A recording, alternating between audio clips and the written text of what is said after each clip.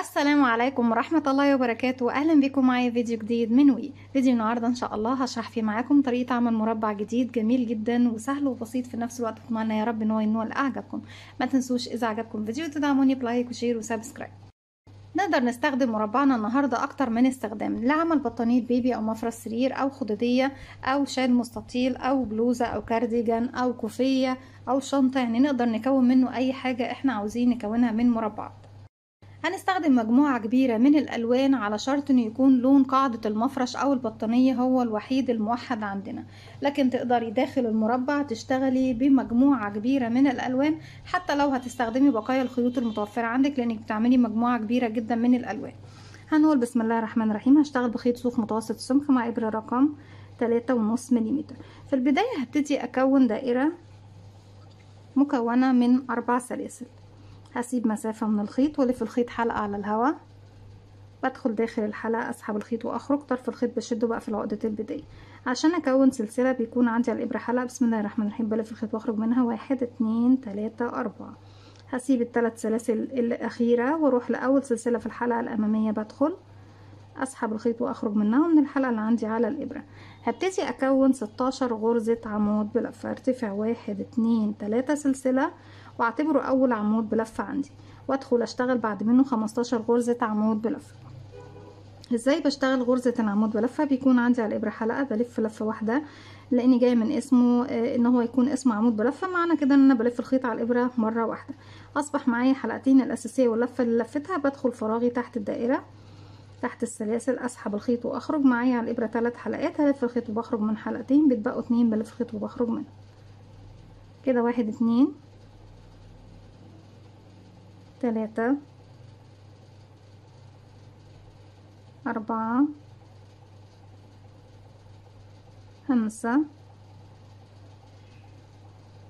6 وبكمل لغاية ما يكون معايا 16 غرزة عمود بلفة. هكمل وارجع لكم. رجعت لكم تاني كده معايا 15 ولسه هشتغل معاكم واحد بس هنبدل فيه اللون في الاخير. يبقى كده 1 2 3 4 5 6 7 8 9 10 11 12 13 14 15. اخر عمود بنشتغله بلف الخيط، بدخل اسحب الخيط واخرج. معايا 3 حلقات، هلف الخيط واخرج من حلقتين باللون الاصفر. هسيب الاصفر وابتدي اجيب اللون الجديد اللي بشتغل بيه، اقفله عقدة بداية، اسحب الحلقة الجديدة من الحلقتين اللي عندي على الابرة، واروح بقى هنا اقفل في ثالث سلسلة ارتفاع. 1 2 ثالث سلسلة ارتفاع عندي، بدخل فيها وبقفل بغرزة منزلقة واخلي معايا كل اطراف الخيوط خلف الابرة زي ما احنا شايفين بالشكل ده.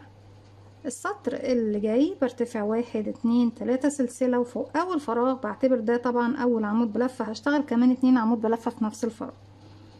1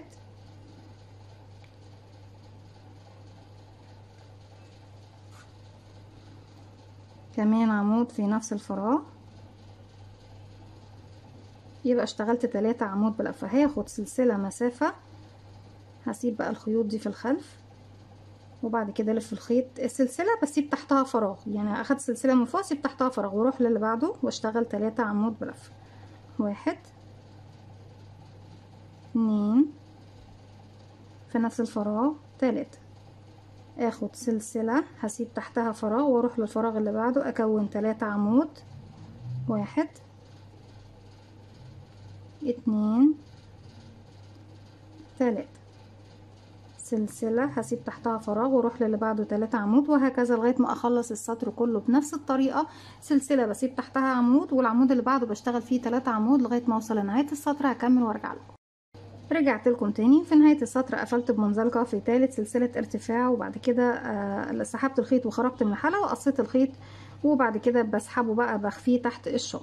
هبتدي السطر الجديد، نعمل حلقة على الهواء وباجي عند اي 3 عمود من اللي عندي تحت، بدخل تحت حرف الفي الاول عمود منهم، اشغل غرزة حشو. بعد كده فوق العمود التاني هاخد سلسلتين واروح اسيب العمود رقم 2 واروح لرقم 3 اشغل غرزة حشو.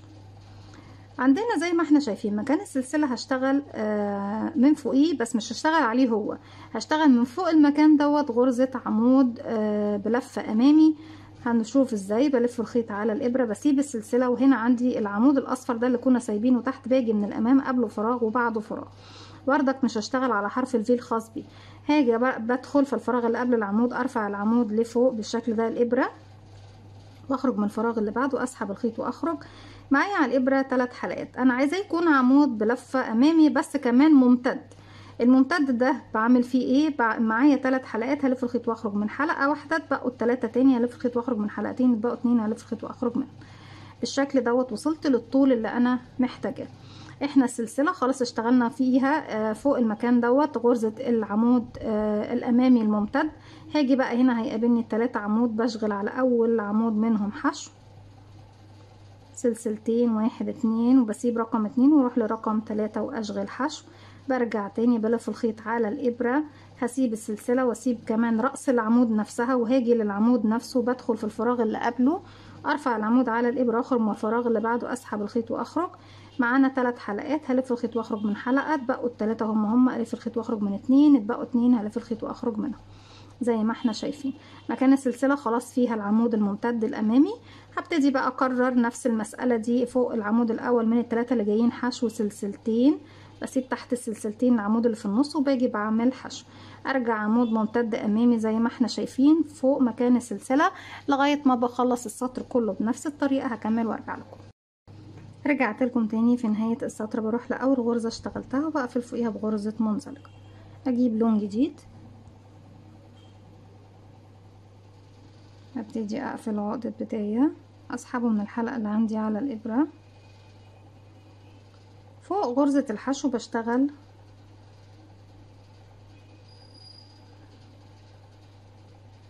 غرزة حشو زي ما احنا شايفين، وبعد كده او احنا بس ايه عشان انا لسه ما اخدتش ارتفاع غرزة الحشو، بعد ما سحبت الخيط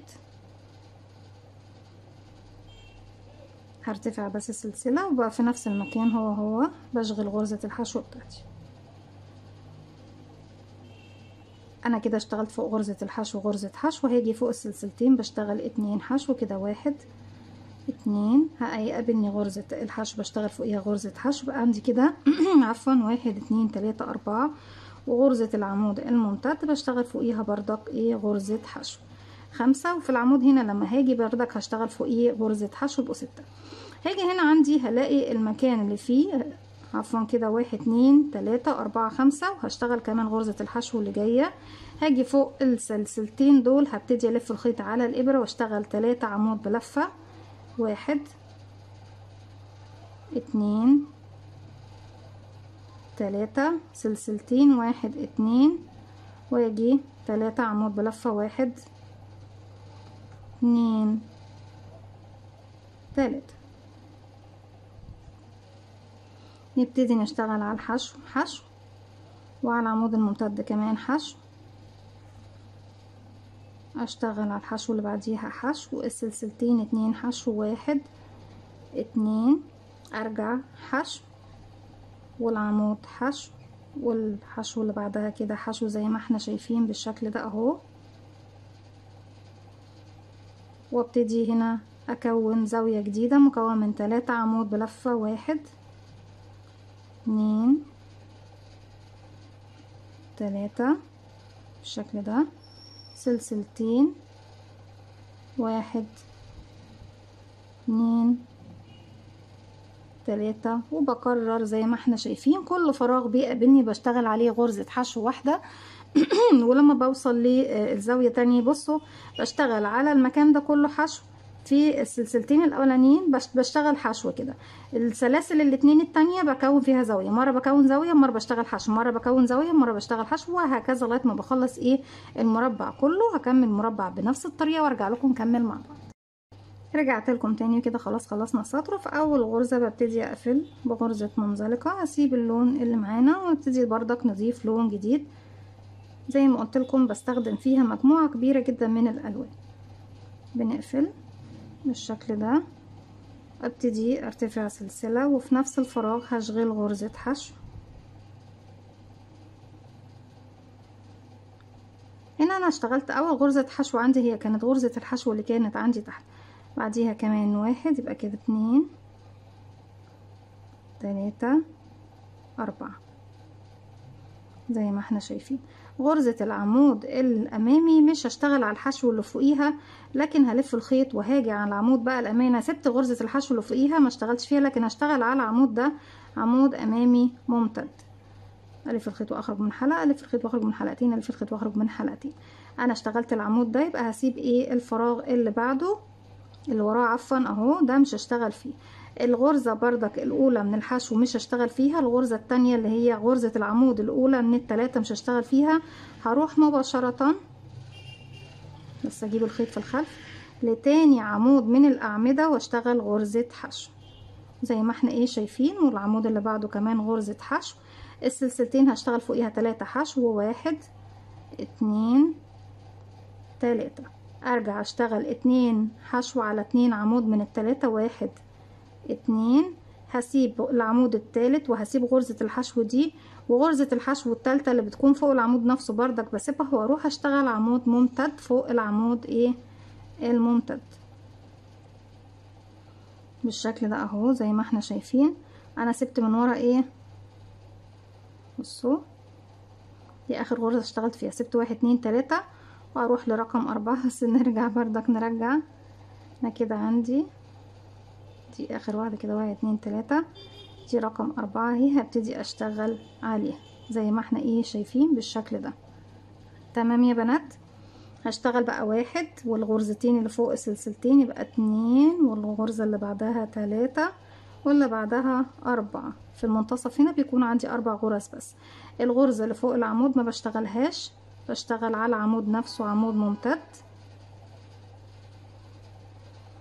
الغرزة اللي عند الحشو اللي بعد الغرزة العمود دي ما بشتغلهاش، وغرزة العمود الاول ما بشتغلهاش. هروح للعمود رقم 2، يعني بسيب 3 فراغات من الخلف، 1 2 3، وابتدي اشتغل العمود التاني والتالت فوقيهم حشو. فوق السلسلتين بشتغل 1 2 3 من الحشو، وارجع تاني حشو على العمود الاول، حشو على العمود التاني. هبتدي اسيب 1 2 3، عفوا اسيب 1 2، والتالتة دي بسيبها بردك وبشتغل على العمود بقى ايه الممتد، عمود امامي ممتد زيه. هتقابلني احنا بنسيب الفراغات. انا كده ده اخر واحد اشتغلته، بسيب 1 2 3، ودي الغرزة المفروض هشتغل فيها اهي، 1 2 3 4. بلف الخيط، بدخل عمود امامي ممتد على العمود الامامي الممتد اللي كان عندي تحت، وبكرر السطر كله بنفس الطريقة زي ما احنا شايفين لغاية ما بوصل لنهاية المربع، وارجع لكم تاني نكمل مع بعض.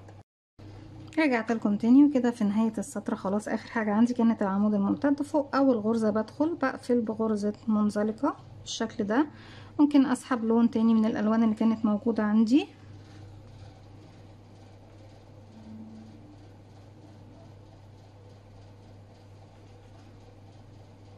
بالشكل ده، وابتدي اشتغل اخر لون باللون بقى زي ما انتوا حابين. بس عامه اللون الاخير زي ما قلت لكم هو بيكون لون القاعده. ابتدي في نفس المكان ارتفع سلسله واشغل غرزه حشو. فوق كل غرزه من الحشو بشغل غرزه واحده بس. خلاص انا كده مش هسيب اي اماكن، واشتغل على كل الغرز اللي بتقابلني غرزه حشو واحده بالشكل ده اهو، فوق كل فراغ غرزه لغاية ما بوصل للثلاث سلاسل اللي في الزاوية. بشغل فوق الغرزة اللي في المنتصف 3 غرزة حشو. يعني كده انا عندي 1 من الزاوية بشغل عليها واحدة. الغرزة اللي في المنتصف بقى هنا بشغل عليها 3، 1 2 3 في نفس الفراغ. احنا كده شغلنا في المنتصف 3 غرز حشو فوق الغرزة الأخيرة. بقية الغرز لغاية ما بوصل للغرزة اللي في المنتصف في الزاوية اللي جاية بشغل غرزة حشو فوق كل غرزة حشو بتقابلني لغاية ما بوصل للغرزة اللي في المنتصف. هنا بشغل فيها 3 غرزة حشو زي ما احنا شايفين، وبكمل بنفس الطريقة دي زي ما احنا شايفين لغاية ما بوصل لنهاية السطر.